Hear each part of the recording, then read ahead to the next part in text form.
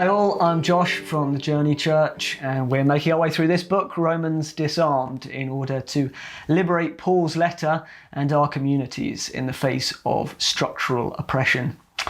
Chapter 3 is Empire and Broken Worldviews.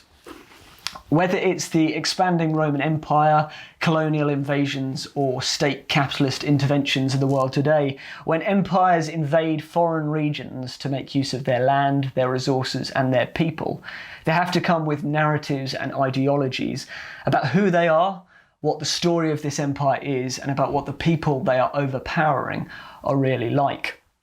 Let's start with the last bit. Those who are invaded are repeatedly presented as a deficient humanity, barbaric and uncivilized.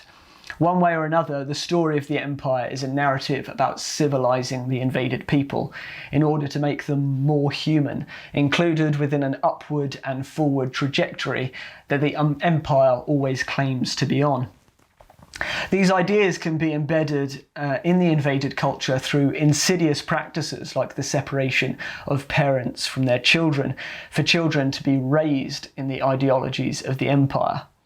This is a role that, tragically, the church has played in many imperialist projects. While Paul writes a letter that is subversive of empire, in colonial missions around the world, the church has been an agent of empire. The narratives of assimilation belie the reality of perpetual, multi-generational subjugation. The authors write that there is a thin line between cultural and physical genocide. Destroy a people's culture and you render them homeless. And where there is homelessness, there is death. This agenda is always executed with violence. People are broken, forced to adopt new patterns of life and new ideas that they would never have chosen for themselves. Such expanding enterprise is in truth about domination, control, and greed.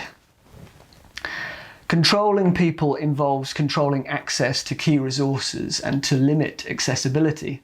The abundance of the earth is cut off from large numbers of people, who are then forced to compete over the resources that authorities make available. The neoliberal era, which has essentially spanned the last 40 years, is defined by state apparatuses being used by private corporations to increase the vulnerabilization of ordinary people, in order to increase the profits and power of a tiny minority of interests. In this environment, the institutions we are told outwork the democratic will of the people, in fact do nothing of the sort. People are still fed nationalistic narratives, while those nation-states serve the non-national interests of corporate capitalism. Embedded within this system is a requirement for an ever-growing economy. As this lockdown eases, you will hear more and more about the need to grow the economy. But economic growth is dependent on the escalating consumption of the Earth's resources. This is the invading and plundering that we condemn in the Roman Empire, but is now having a destructive impact on our planet that is unprecedented in human history.